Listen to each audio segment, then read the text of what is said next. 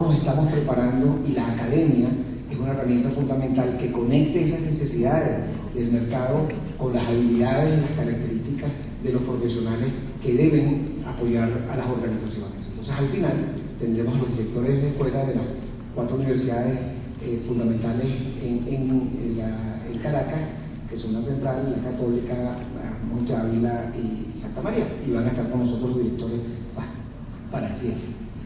Ahora, ¿por qué le propusimos nosotros a la Cámara y como aliado estratégico en nuestra firma el abordar estos temas?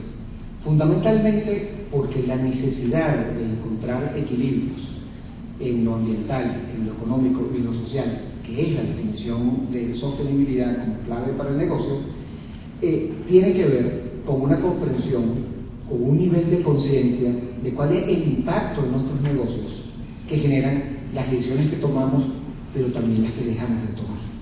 Es decir, lo que nos hace responsables es básicamente nuestro nivel de conciencia, y la conciencia es proporcional a la cantidad de información y la capacidad de estar informado. Entonces, la necesidad de eventos que intercambien, como este, información sobre tendencias nacionales e internacionales, va a ser proporcional a la conciencia, y la conciencia a su vez proporcional a nuestro grado de responsabilidad para tomar decisiones que impacten positivamente en largo plazo y aprendan a desarrollar la habilidad de manejarlo en el corto plazo. Pero ello nos obliga a no ver desde la perspectiva de programas o proyectos de forma aislada, sino de procesos. Es decir, que nosotros en nuestras organizaciones entendamos que estas actividades de comunicación no son solamente la expresión de un plan y una acción de un departamento.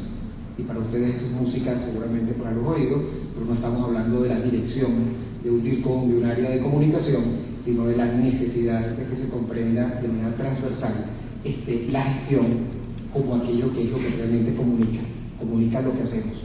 La comunicación es gestión. No es que voy a comunicar, como que comienzo a comunicar, luego tomo la decisión de comunicar, sino que he estado comunicando todo el tiempo, antes, durante y después.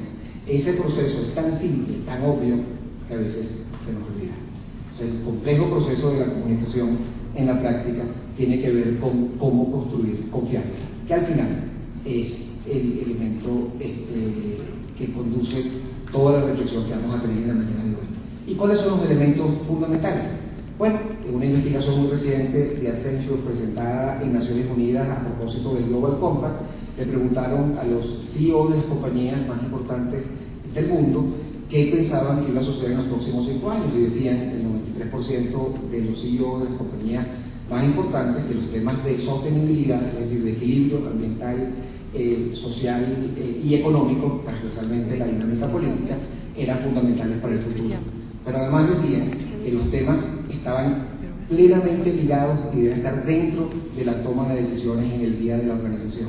Y aquellos temas vinculados a marca y a confianza eran fundamentalmente los 3 factores que podían impactar positivamente, impulsar los temas de esta conciencia sostenible. Interesante fue ver cómo el 58% de los que respondieron dijeron que en las anteriores investigaciones, 3 años antes, el público más importante que estaba en el centro de las decisiones tenía que ver con el cliente. Y hasta ahora percibe que son cosas que uno por sentido común respira hoy. Sin embargo, lo sustantivo es que el consumidor hoy, mucho más que querer escuchar qué es lo que fabrica la empresa, hoy se pregunta cómo lo fabrica la empresa. Hoy el consumidor habla fundamentalmente de cuál es el proceso. Hoy el consumidor pregunta cuál es el componente que el producto tiene. Hoy el consumidor está hablando de cuál es la vinculación que tiene en los temas de derechos humanos. Hoy el consumidor fundamentalmente plantea de dónde viene el insumo e inclusive cuáles son los canales de distribución, y toma decisiones fundamentalmente ligadas a una conciencia sobre el cómo la empresa lo hace, más de que el qué es lo que la empresa está ofreciendo. Así que hay audiencias fundamentales como esta en particular. Otro elemento es que ese consumidor, en una investigación reciente de Time, está cambiando, y esos valores a los que nos referimos al principio de esta presentación tiene que ver, y esto parece que es un mercado anglosajón, y esta investigación estaba en la mitad de la crisis más importante en Estados Unidos en el proceso de recesión el año pasado, el año antepasado, fue una investigación durante un año. Y sin embargo, aún consciente que son productos más costosos, 6 de cada 10 han preferido productos orgánicos. Volvemos otra vez a los procesos. 40% habla de valores sociales y políticos en la empresa. El consumidor hoy dice que las empresas no creen, un 42% no creen que las empresas están tomando necesariamente decisiones responsables. Los niveles de desconfianza son importantes a tomar en consideración. 5 veces han aumentado los fondos que apoyan a empresas que están conectadas con sensibilidad de lo social. Fondos que, cuando ustedes ven en el Dow Jones o en el Dow Jones Sustainability Index, ustedes ven en empresas que están inscritas porque están conectadas con los temas de sostenibilidad que he presentado. Cuando el mercado baja, pero menos que otras, y cuando el mercado sube más que otras. Es decir, hay un plus en ese valor que tiene que ver fundamentalmente con este consumidor que estamos dibujando. E interesante es uno que dicen que en un casi 50% el consumidor está pidiendo que se castigue a aquellos que siguen utilizando productos que no tienen la función biodegradable, que es la complejidad para su manejo, como son las bolsas de plástico. Y por eso entenderán por qué los supermercados han tomado decisiones importantes en muchas partes del mundo, incluyendo en el caso de Venezuela, y es básicamente por esta realidad de los valores sociales del consumidor.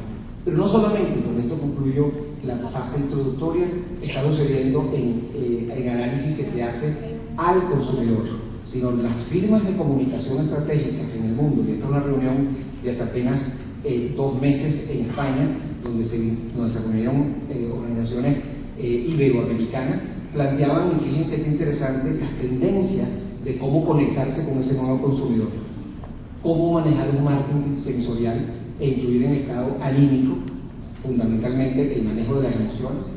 Esta es una palabra muy particular, lift up, y cuando uno estudia, cuando empecé a estudiar un poquito el concepto, eso tiene que ver con doblaje. Es decir, cuando ustedes una canción la canta otro, pero ustedes la asumen como suya y empiezan a cantar, pero la voz es de otro y lo hacen en grupo. Bueno, esta es una técnica en materia de climas organizacionales bien particular, de la cual me llamó la atención cuando estuve viendo estas tendencias.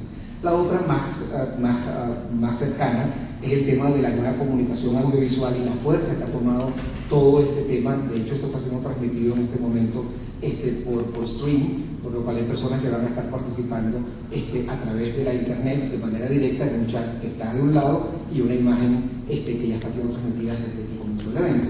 Luego, lobby en internet, reputación online, cómo se maneja, o cómo manejar las crisis 2.0, que son fundamentalmente las que se generan a partir de los Twitter. No sé si ustedes saben que Latinoamérica, y en el caso dentro de Latinoamérica, Venezuela, el 45% del tráfico es solamente Venezuela. Es decir, Venezuela es de los países que más marca tendencias de temas que se plantean en Twitter. Es decir, fíjense el cambio dramático para nuestra realidad en un mercado como el que he descrito y como un nuevo medio tan poderoso. ¿Qué supone eso en materia de cambios dentro de las agencias de comunicación? Sin dejar de hablar de la formación y las campañas políticas por internet. En síntesis, tenemos un menú bien interesante de reflexiones, todas las firmas que estamos en el mundo de la comunicación estratégica y que se resumen en básicamente 4 palabras sencillas. La estrategia, que define básicamente el direccionamiento planteado por los CEO de las firmas, por los accionistas que plantean expectativas, cómo eso se traduce en qué mensaje yo voy a comunicar, en la definición de ese mensaje verbal y no verbal, porque hablamos también de lo que antes mencionaba de emociones, y qué habilidades habrá que construir, no solamente a partir de estas variables tecnológicas, sino esa nueva resignificación de valores sociales y esta conexión con la comunidad fundamentada en una, subrayo, valoración social mucho mayor, y cómo nos vamos a organizar para que todo esto funcione. En síntesis, si eso es suficientemente retador, lo que hace todavía mucho más retador es cuando hablamos de cómo en Venezuela, lo particular del impacto de lo político y de las percepciones tiene que ver. Y por ello hemos invitado a Consultores 21 para que Patricia nos comente un poquito su visión. Así que, Patricia, bienvenida, muchas gracias y estamos seguros que tu información nos va a ser útil para seguir pensando en esta complejidad. Gracias.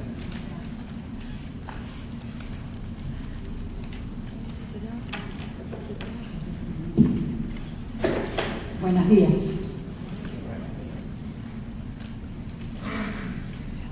Bueno, la comunicación, lo decía Ítalo, va a ser la base de todo el manejo de la estrategia de los negocios. Pero esta comunicación está inmersa en la comunicación de los demás, de cómo, por ejemplo, la parte pública, la parte política, nos está afectando el negocio, y es por eso que vamos a hacer primero un paseo por este entorno de la opinión pública y cómo... Gracias. Y cómo... bien, cómo este entorno político puede influir justamente en el manejo de nuestros negocios. Vamos a ir revisando entonces algunas tendencias. Es importante que piensen que estos son estudios que se hacen de la opinión pública, lo que la gente llama normalmente encuestas. Aquí lo que vamos a ver primero es un análisis de estos datos, más que el dato en sí mismo. Y les invito a que no estén tan pendientes del número, sino justamente qué nos dicen esos números o cuál es la interpretación que podemos dar de esos números. Bueno, primero, Venezuela. Venezuela, ¿estoy viendo aquí un mes? Okay. Venezuela está ahorita inmersa, ustedes lo saben, en todo un tema de polarización política, pero sin embargo tenemos algunas señales que podemos estar tomando en cuenta. La dinámica de la relación de los actores sociales, la dinámica del optimismo y el pesimismo, la vamos a estar revisando también. La importancia de los temas sociales y económicos, como la empresa privada y la propiedad privada son un tema y son manejados dentro de toda la opinión pública. Esta misma polarización de la que hemos hablado, cómo podemos visualizarla, y finalmente un vistazo, un punto de vista particular a lo que es el 2012 y lo que nos puede presentar el 2012. Con la dinámica en la relación de los actores sociales tenemos un punto de vista que queremos que nos acompañe desde el principio, la democracia. Venezuela, supuestamente, lo decimos mucho, se acostumbró a vivir en democracia, tiene una cultura democrática, pero ¿qué democracia era la que estábamos viviendo? Originalmente,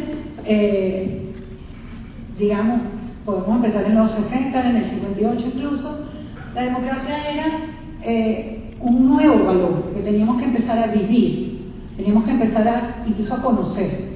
Y se empezaron a trabajar símbolos. La comunicación entonces de la democracia se estableció en dos ejes, dos símbolos. Democracia fue por mucho tiempo para nosotros poder votar y poder expresarnos libremente. Esa definición nos acompañó durante tal vez 30 años, tal vez un poco más, hasta que no fue suficiente y empezó entonces a hacerse un tránsito a, bueno, ¿para qué me sirve esta democracia? Esta democracia donde yo puedo votar, esta democracia donde yo puedo expresarme, no está siendo útil. Estoy encontrándome, yo como ciudadano, con algunos temas que no están siendo resueltos, que no se resolvieron durante este tiempo. Y empezó entonces a surgir la necesidad de equilibrarse, de buscar cierta justicia. Entonces la democracia, como estaba siendo definida a través de unos símbolos, dejó de ser tan importante y comenzó a ser entonces necesario definirla hacia más bien una democracia que me fuera útil, que resolviera mis problemas. Esa era la justicia a la que se estaba aspirando. Y empezó entonces a requerirse que se resolviera una deuda social. Y en ese escenario irrumpe Chávez, primero en el 92 y después ya como candidato en el 98, y es ahora nuestro presidente. durante ese tiempo, en los 90, hubo mucha discusión sobre esto de una democracia que fuera útil para nosotros. Y mucha discusión sobre esa deuda social no resuelta. Incluso Caldera en el 92, todos lo recuerdan, nos recuerda que hay un problema de, yo no sé si estoy usando bien el micrófono, a veces hay como un eco, ¿sí? Ok, gracias. Y nos recuerda entonces que podemos recordar cómo incluso Caldera utiliza en el año 92 este asunto de una democracia que no está dando de comer a sus ciudadanos. Y entonces cuando Chávez se presenta como un candidato, nos hace pensar justamente en esta posibilidad de resolver esa deuda social. Finalmente, entonces, ahora sí, si me alejo mucho, no, ¿verdad? Finalmente, entonces, empieza a gobernar Chávez y tenemos un primer momento en el que hay que resolver lo político. Vamos a tener una constituyente, porque a través de lo político y solo primero resolviendo lo político es que se puede resolver la parte económica que la gente estaba aspirando a resolver. Esos primeros años, entonces, los dos primeros se transita el cambio político, pero inmediatamente después se empiezan a generar las expectativas. Bueno, llegó el momento del cambio económico. Y es ahí cuando vemos que las expectativas empiezan a ser cada vez más frustradas, y por eso encontramos un descenso, y fue un descenso realmente el más estrepitoso que ha tenido no solo la popularidad del presidente, sino especialmente la valoración de su gestión, la valoración de la gestión del gobierno. Y entonces, frente a este tema de valoración de su gestión, que era una valoración tremendamente negativa, empiezan a crearse nuevos temas de comunicación. Y entonces empieza a comunicar el gobierno algún logro en gestión. Y estamos entonces ya cerca del 2002, 2003, transitando hacia el 2004, cuando empezamos a oír que es un gobierno bien intencionado, con muchas ganas de hacer bien las cosas, pero que solo puede mostrar y empieza a mostrar las misiones como esa buena intención, esa manera de hacer las cosas. Las misiones, también hay que recordar, es también un tema comunicacional, porque fue sustituir la institucionalidad,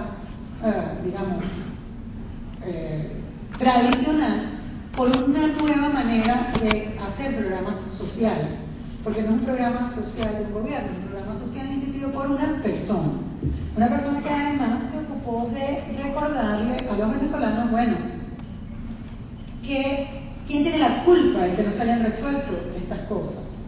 ¿Acaso no es el pasado? ¿Acaso no hay unos buenos y unos malos? Si yo soy bueno y tengo buenas intenciones y ganas de resolver las cosas, otro es el malo. Y empezamos a tener en este lado del triángulo a varios malos. Aquí es posible conseguir normalmente todo lo que esté en contradicción con el gobierno. Entonces, en ese momento empezó a haber una oposición no articulada, no orgánica, que sencillamente se refería a por qué Chávez era inconveniente para Venezuela. Al mismo tiempo que en ese mismo eje, el eje de la culpa, ya no de la gestión, Chávez explicaba por qué la oposición era inconveniente para Venezuela. Pero entonces teníamos un problema. Mientras la comunicación del gobierno era directamente con el pueblo a través de esta muestra de gestión, y se desviaba aquella otra pregunta por el eje de la culpa, la comunicación de este segmento no era directamente hacia el ciudadano.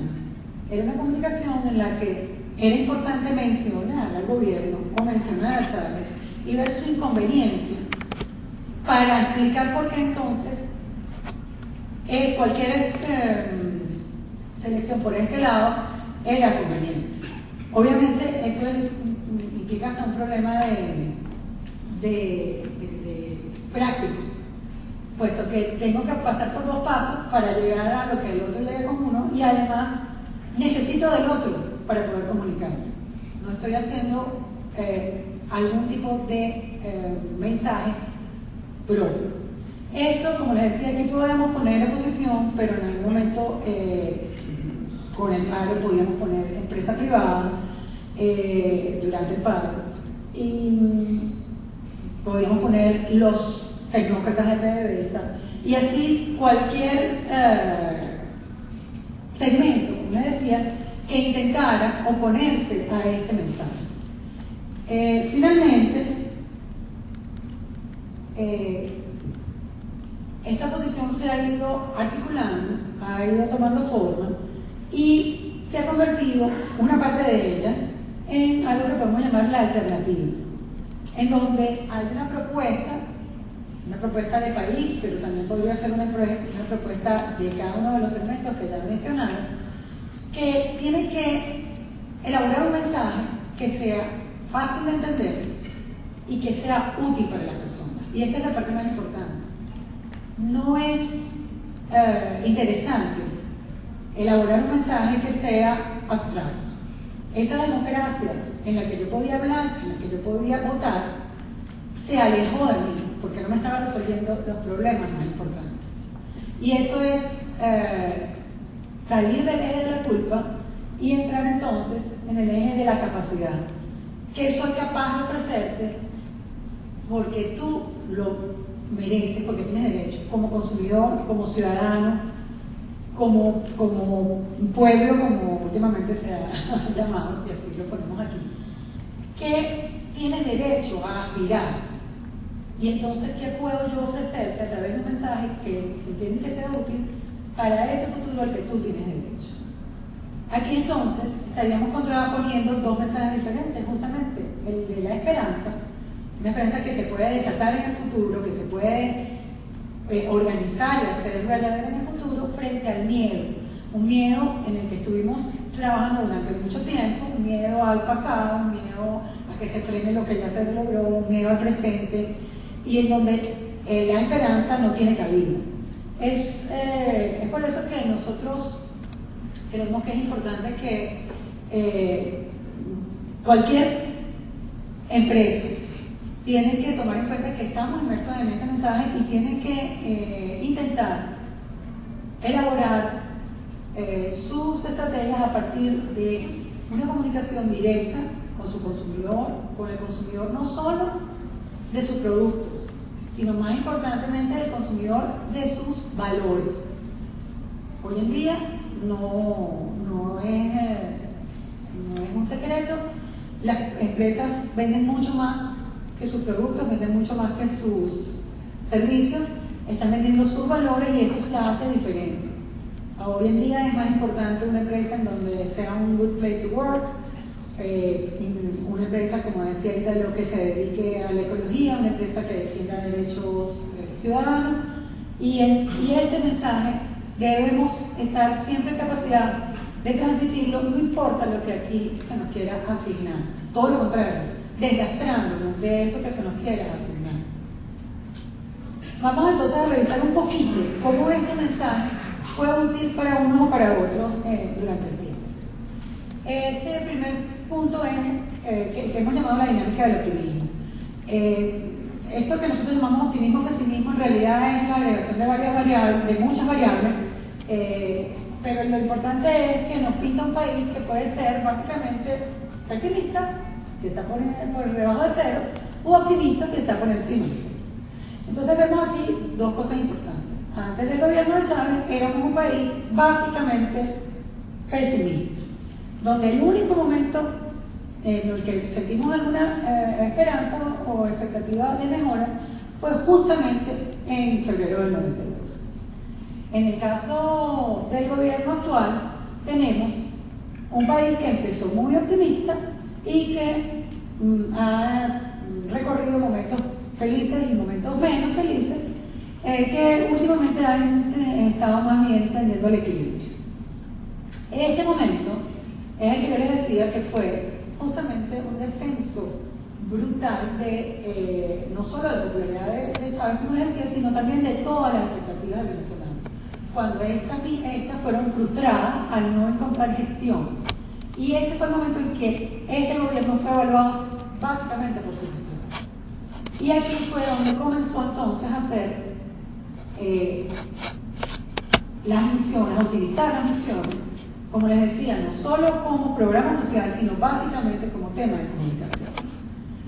Gracias a ella entonces llegamos al momento del referéndum, que se atrasó un año, ya vieron por qué, y con ese atraso logramos mantener, digamos, un país contento durante unos años, hasta que desde el 2006 en adelante, después del triunfo electoral, ha ido, como les digo, buscando el equilibrio, pero más bien tendiente hacia el pesimismo.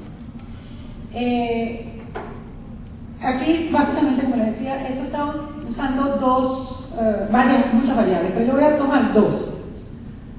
Una es, la situación del país. Una de las variables que se usa para construir el optimismo es preguntarnos qué tal ves el país y cómo ves el país en el futuro. Algo importante es que, previo a Chávez, al gobierno, todo lo veíamos mal. Siempre veíamos de todas maneras un futuro mejor que nuestro presente. Pero, una vez tomado posesión este gobierno, todas estas expectativas mejoraron. Lo que está sucediendo desde finales del 2006 en adelante es que estas brechas se han cerrado. Y ahora, mis expectativas sobre el futuro cada vez son más parecidas a lo que ya estoy viviendo en el presente. Entonces, aquel que pueda, de alguna manera, diseñar, como les decía al principio, la esperanza o un mensaje de esperanza, se va a convertir en el, digamos, articulador de la diferencia, del cambio que está esperando el venezolano. Otra de las variables es la situación personal.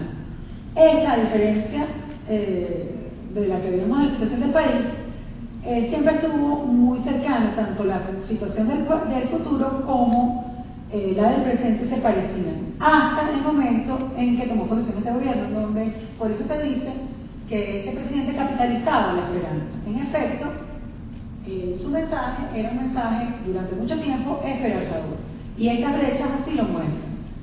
Pero a partir de finales del 2006 también esas brechas se han cerrado. Estamos en un momento similar a lo que teníamos al principio. Al principio, quiero decir, antes de la toma de posesión de este gobierno.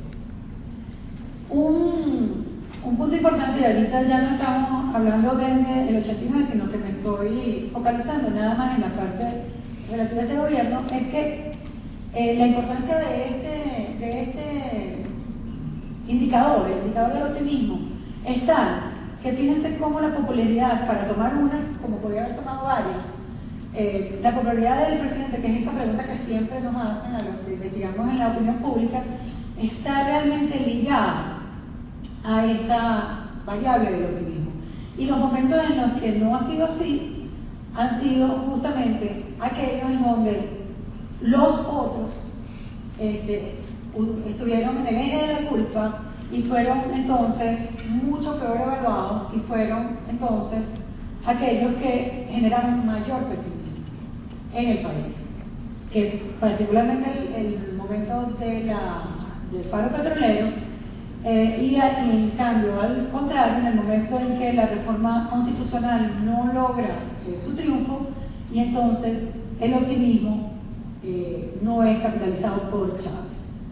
Fíjense aquí cómo estamos hablando de un pesimismo peor que su popularidad, y aquí hablamos de un optimismo mejor que el de su popularidad. ¿Cuál es la diferencia entre estos dos momentos? La comunicación. En este momento se comunicó que quienes perdían eran los ciudadanos.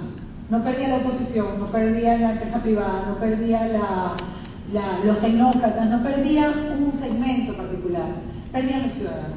Y esto es básico y vital para todos aquellos que quieran comunicar, desde una pequeña empresa hasta el sistema financiero, son susceptibles de entrar en esta dinámica. Otro tema muy importante al que se le puede sacar punta tiene que ver con los temas económicos y sociales. Estamos acostumbrados a escuchar que los problemas del país que nos agobian o que agobian al ciudadano están protagonizados por la inseguridad y la delincuencia. En efecto, así lo piensa la mayoría. Para la mayoría el país tiene un gran problema de seguridad y de delincuencia, seguido por problemas políticos. Sin embargo, ya hablando del país, podemos visualizar que hay problemas que son socioeconómicos, como el desempleo, como la inflación y que la plata no alcanza, como el alto costo de vida, que empiezan a asomarse, incluso cuando le pregunto cuál es el problema más importante que tiene este país. Ahora bien, si yo le pregunto, ¿y cuál es el problema más importante que tiene usted? Descubro que la inseguridad es un problema importante, pero el desempleo puede alcanzarlo, se le acerca, y si yo le sumo todos los problemas que tienen que ver con economía en el plano personal, llego hasta un 46%. Muy diferente a si yo sumo la inseguridad o los temas políticos. Y ustedes me van a preguntar, bueno, pero ¿por qué sumas inseguridad y problemas políticos? ¿Qué tiene que ver? Tiene que ver en el sentido siguiente. Tanto uno como otro, y lo hemos estudiado no solo a nivel cuantitativo, sino también con muchos estudios cualitativos, tanto uno como otro son considerados problemas cuya responsabilidad no es de uno solo, de una sola autoridad, ni de una sola persona, de un solo ente, de una sola institución. Es una responsabilidad difusa. Típico, la inseguridad es responsabilidad del gobierno, sí, pero también de los ministros no solo del gobierno, digamos, del presidente, sino de los ministros que se encargan de la policía, de la corrupción en la policía, del funcionamiento de las cárceles, de la familia, de la falta de la misma, de las drogas, etc. Igualmente, cuando hablamos del conflicto político, bueno, es culpa de los otros, yo no tengo que ver con eso, yo no estoy metida en eso. Al contrario, yo trato de evitarlo. Eso es esa gente que es peleona. Esa gente también es una responsabilidad difusa. Adicionalmente a eso, no solo tiene una responsabilidad difusa, sino que adicionalmente sentimos, tanto con uno como con otro tema, que se puede actuar. No de la misma manera, pero se puede actuar. Doble puerta en los casos de algunas casas, en el caso de los estudios que hemos hecho en zonas populares, pues regreso más pronto a casa, o no duermo en mi casa, no subo la escalera, o conozco a los de la escalera para que me cuiden mientras subo. Es decir, tomo alguna medida. No me pongo las prendas o dejo de cargar dinero el día de pago, el día de entrega de 15 y último, por ejemplo, etc. Lo mismo con el conflicto político. No vuelvo a los que pelean, apago el televisor en ciertos canales que siento que son los que me hacen ruido, etc. Y aún más, tanto uno como otro son temas con bajas expectativas de solución. Por eso entonces es que los unimos. Entonces son temas nacionales, importantes para el país, no son temas tan importantes para la persona, porque no nos afectan directamente, digamos, aunque nos afecten directamente, sienten que tienen una manera de resolverlo, y si no, de todas maneras tienen baja expectativa de solución. Eso hay inseguridad en todo el mundo, las cosas se han puesto difíciles, etc. E incluso si lo solucionaran, la medida que se puede tomar es un riesgo. Es un riesgo dar una carta blanca para que tome medidas de represión o de control político.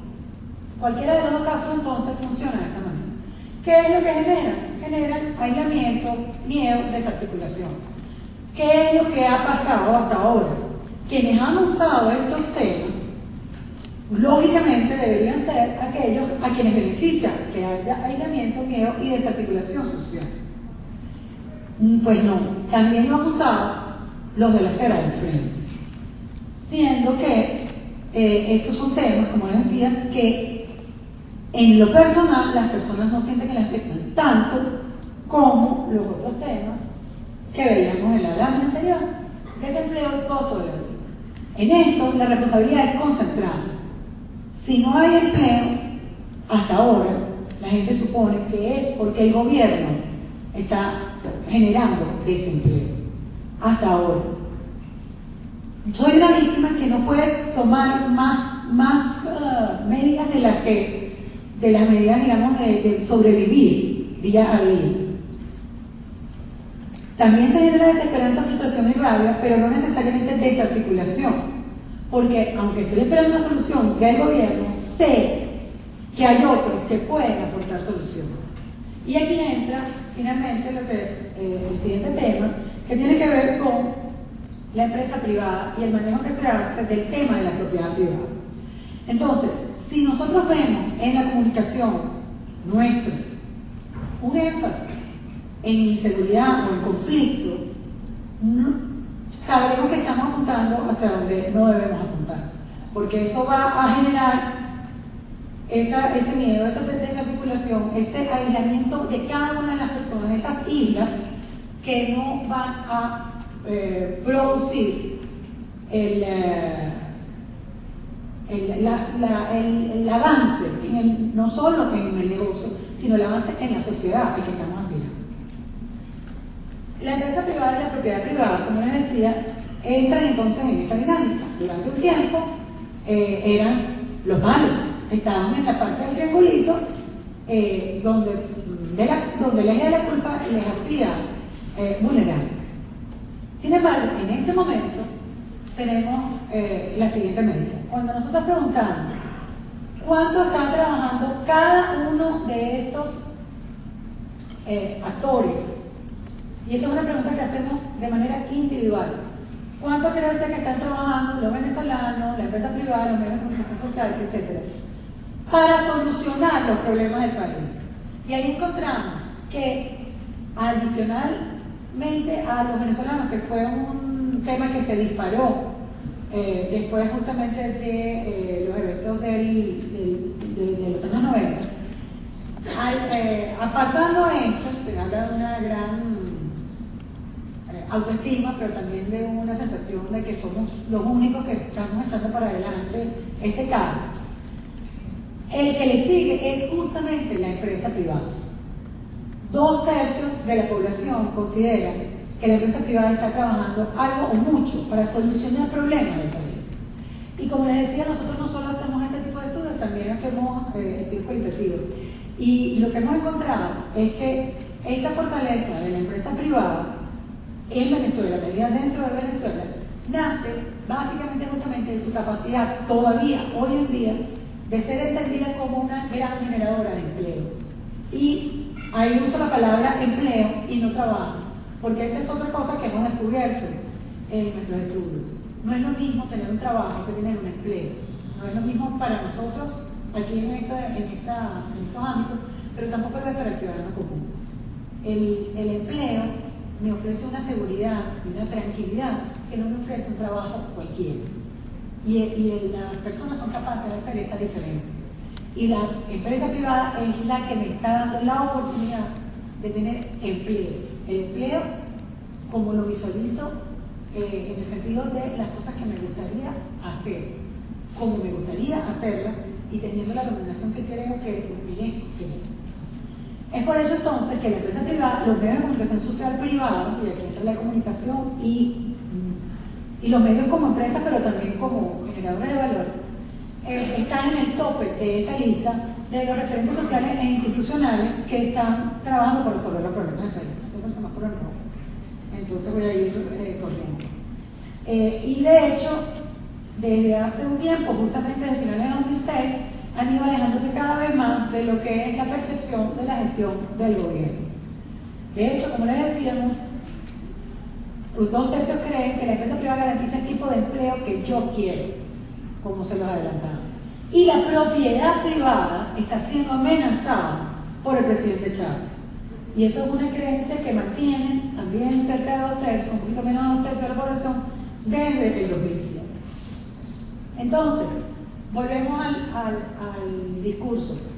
Si nosotros creemos que podemos mandar un mensaje de la propiedad, haciéndonos valer la propiedad, deberíamos cuidar incluso qué palabras usamos. Hasta ahora hemos usado una propiedad privada basada en la libertad de poseer, y es lo lógico. Todos tenemos derecho a tener lo que queramos. Tenemos la libertad de tener. Hasta ahora ese ha sido el discurso. Sin embargo, eso obliga a pensar, bueno, pero hay unos que poseen más y unos que poseen menos. Y sobre ese discurso se ha montado entonces la idea de que hay que regular la posesión de los que tienen mucho. Y ahí las grandes empresas se ven diferenciadas de los pequeños empresarios, de la propiedad social, de la propiedad familiar, de la propiedad y todos esos nuevos términos que estamos usando. Entran aquí. En cambio, y eso hace que ese concepto se vuelva débil, a pesar de que veíamos que tenía mucha fortaleza. Porque hace que todos seamos diferentes. Todos los que tenemos no somos iguales, somos diferentes. Si hacemos que el discurso se centre, en cambio, en la justicia, esa justicia social que estábamos esperando desde los años 90, vamos a lograr un discurso mucho más unificador. Una propiedad entonces que va a ser fuerte, porque el esfuerzo, cualquiera que sea tu esfuerzo, para tener lo que tienes, te ha hecho merecedor de lo que tienes justamente. Y ahí tú no eres diferente al grande ni al pequeño. Todos se han esforzado para tener lo que tienen. Es ahí entonces donde en este mismo mes entraría la empresa privada con una propuesta de propiedad con el acento en la persona, en donde se desataría entonces el empleo como el futuro posible. Rápidamente, en efecto vivimos en un país polarizado, pero nosotros estamos convencidos que cuando se polariza frente a ciudadanos frente a Chávez y no hay ciudadanos puestos en un escenario viendo un teatro, en ese momento las personas hacen la diferencia y son capaces de decir: el país que yo quiero no se parece al país que me está proponiendo el presidente. Y es por ello entonces que vemos a varios actores políticos estar por encima, por primera vez, en este momento dos, por encima del presidente Chávez en temas de agravio. En cerca de 2006 y en otros momentos, el presidente Chávez normalmente estaba en el tope de esta lista y con 20 o 15 puntos por encima de esta persona. Hemos escogido aquí las que al menos alcanzan el 90% de lo que es el agrado del presidente Chávez y tienen algo en común. No solo esa juventud cronológica, sino una juventud en propuesta. Aparentemente suponen una renovación, una innovación. Así como el consumidor está pidiendo innovadores en el área empresarial, lo está pidiendo en el área política. Quieren ser un consumidor de nuevas políticas. Y bueno, eso nos lleva a que estos números estén muy diferentes a los que tenía el presidente antes del evento del 2006. Y eso no significa que él ya haya perdido, que esté perdiendo. Eso solo significa que tiene que plantearse nuevas estrategias. Nuevas estrategias, nuevos momentos. El primer momento en que tiene, por ejemplo, que plantearse que no es mayoría electoral, pero tampoco es mayoría nacional. Así que debe, a diferencia de antes, lograr las dos mayorías para cambiar estos números. Muchas gracias.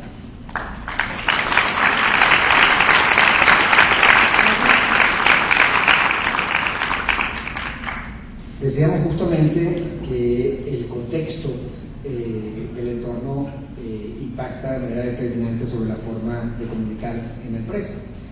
Y justamente ayer tuve el privilegio, y eso casi puedo decir con fuerza que en exclusiva.